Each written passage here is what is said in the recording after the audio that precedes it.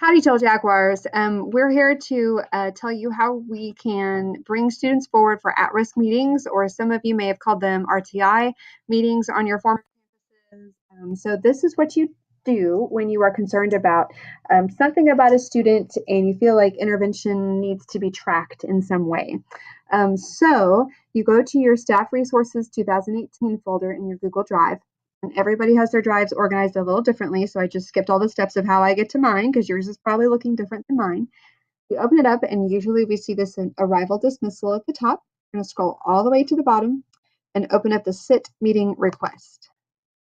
And you're going to click on the link, and it's going to bring you to this form.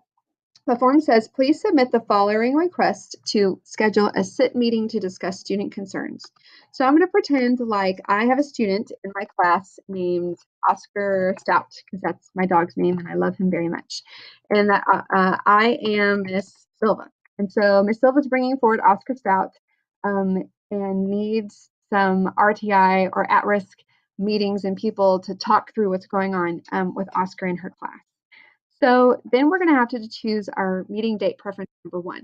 S.I.T meetings are available to schedule on Mondays. In order to adequately prepare for the meeting, we ask that meetings are scheduled with at least 1 week's notice. So if I'm looking at today's date when I'm making this video, it's Friday, October 20th. So I should not request for the meeting to be on the 23rd because we need a week to get all of our information together before we come together in a S.I.T meeting. So my first available that I'm going to schedule is going to be requesting for October 30th. And then the next one would be November 6th. Then you're going to choose one of the following times, and here are your choices. You're going to choose the time that you would love to meet at, and then Suzanne and I are going to do our best to honor your request. And then down here, we have the reason for your request. This is going to look a little bit different when you get to your form because instead of these radio dials where you just click one and you can only click one, I'm going to change them into checkboxes because you might be concerned about a child's academic and behavioral happenings in your class. So I'm going to let you be able to check anything you need to. And then down here, you enter the number of absences the student has for the current and previous school year. So let's say that this year, Oscar's had 8. And then last year, so we would just stick with 8. Okay, so then we click submit. Now, if you request a meeting, let's say for October 30th, but Suzanne and I are going to be off campus, we know you want to talk about that kiddo. We absolutely know that. And so we might come back to you and say, well, instead of doing it Monday, could you do it Wednesday? But Suzanne and I also know that almost every single Monday and almost every single Monday morning and afternoon, we will be available for these meetings. And we want to be as available to you as possible to support you through this with your Jaguars in your classroom. So when you fill it out, it says, thank you for filling out the S.I.T meeting request form. Suzanne Nicks or Virginia Stout will be in touch with you to schedule the meeting based on the times you requested and will do their best to match your request. In the next few days, you should expect to find a yellow cardstock packet in your mailbox to fill out about the student you're bringing forward. The packet needs to be completely filled out before attending the S.I.T meeting. So if you're ready to go into the next step, but you go, oh no, I've made a mistake, you can always go back and edit your response. If you'd like to submit another student to be considered in the at-risk process, you can edit your response or you can submit another response, depending on what you need. Now, as you're thinking through the students in your classroom and how involved their intervention process needs to be, the yellow cardstock packet, I want to go through that with you right here. I know this is white, but it will be yellow when it's in your box. Suzanne and I will fill out the top part, which says student name, date of birth, and student ID. And then the rest of this packet, whichever teacher brings the child forward into the meeting, is their responsibility to fill out this packet. So you can bring a child forward to the intervention meeting. If they're not in your homeroom, that's totally fine. If you're their reading teacher, then bring them forward if you need to. Then it will be your responsibility to fill out this packet because we're going to put it in your box.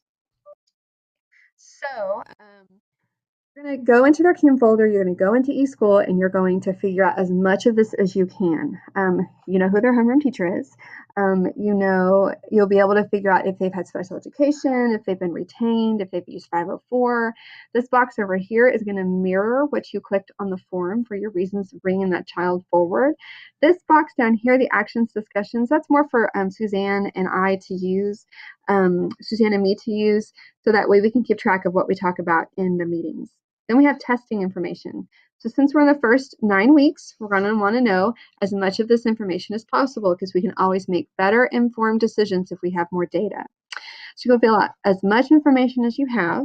And as we go through the school year, you'll be able to fill out more of your column.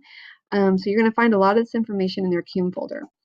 So then we have the interventions. There might be something in their CUME folder about they've had these interventions before, and we're going to see the frequency.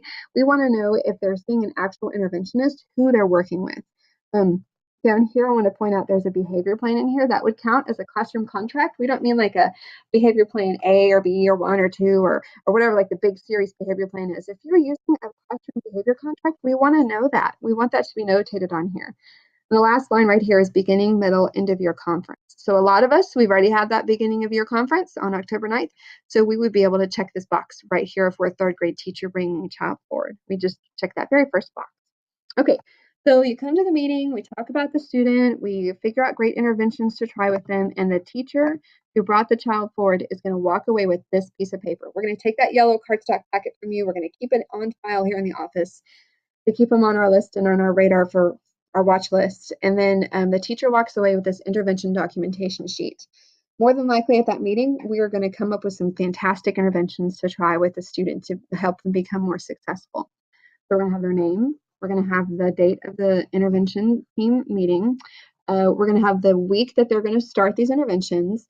And we're going to have the math intervention that we're going to try. So let's say that the math intervention we're going to try is we're going to have Ms. Casper come in and work in a small group with the child for 30 minutes twice a week. We're going to write all that information on that line. Ms. Casper comes in twice a week to work in a small group 30 minutes. In reading, let's say that they're going to be in a small group for 3 out of 5 days a week. So down here at the very bottom of the form, it says notate the intervention that was used and the day on which it was used. For example, if a math intervention was used, write M on the day it was used. So here I gave an example. Let's say week 1, Ms. Casper came in on Monday, and so the math intervention was tried. And she came in on Thursday, so we did the math intervention on Thursday.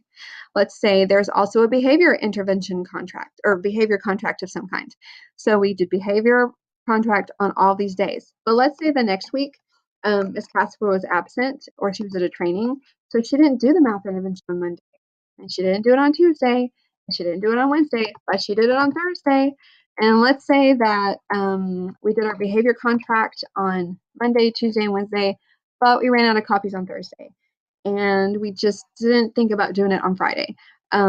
So we didn't do that. So you have to leave it blank. We can only make the best decisions when we have the most accurate data. So if you are bringing a child forward to intervention, expect to walk out with this sheet. So that way, when we meet again about the child, we'll be able to see what was tried, what was used, if we need to increase, if we need to decrease, if we need to stop intervention, just depends.